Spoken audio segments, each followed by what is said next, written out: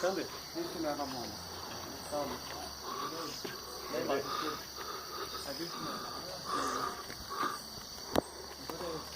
Isso aí, ó. Deixa a guia certinho, ó. Travou. Aí a hora que ele pegar ué. Não, então, mas vê se ele leva. Deixa eu já. Pera. Calma aí, ó. Ele tá fazendo uma coisa certa. Vindo pra trás. Vê se leva, Deus.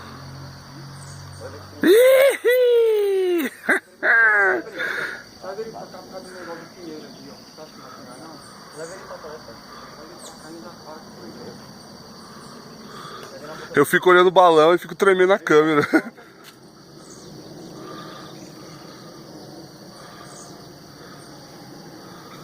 Aê, caralho. TDL, caralho. Vai, Silvio. Foi! Sobe balão.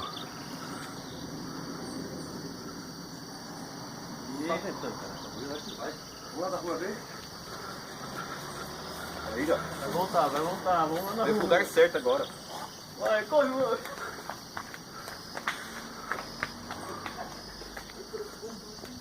Vou sair.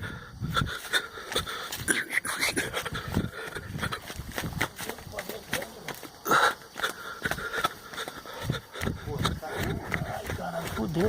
Caindo o quê, ó? Tá caindo? Tá indo reto? É, tá pegando vento, né? É bomba de caída? Fudeu. Mas vai demorar, pô. Chegar lá. Nada, ele vai pegando altura. Puta bagulho louco, velho.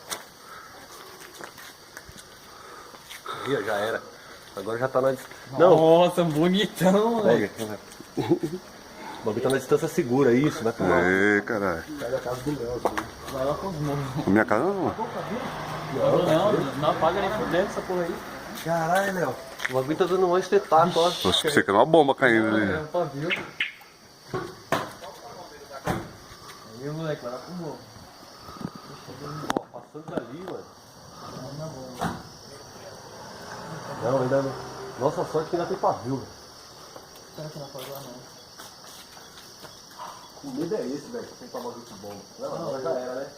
Já. Agora passou das casas, já Eu era. tô filmando. Filma aí, Léo.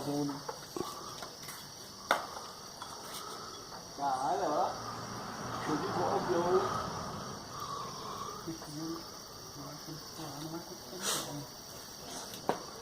O balão puxa, mano. A bomba nem começou a pegar fogo.